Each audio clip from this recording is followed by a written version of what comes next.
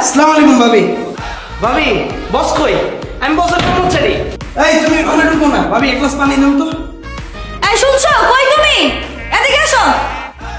এই কি হইছে? আসসালামু আলাইকুম বস। কি রে? আমার অফিসের কর্মচারী।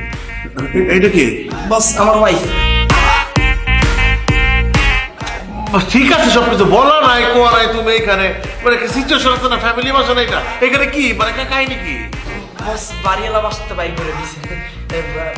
ওই সকালে কইলাম না আজকে ভাড়া না দিতে বললে বাইর করে দিব। ভাবি এক গ্লাস পানি দেন না। আরে বাসা থেকে বের করে তো জাহান্নামের চৌরাস্তায় রাখো। হ্যাঁ মানে এইখানে তুমি আসছো কেন? তোমার আমার প্রবলেমটা কি? বস এটা কোনো কথা বললেন আপনি?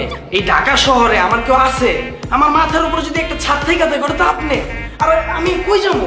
ভাবি এক গ্লাস পানি দেন না। ওই তুমি রুমে যাও না।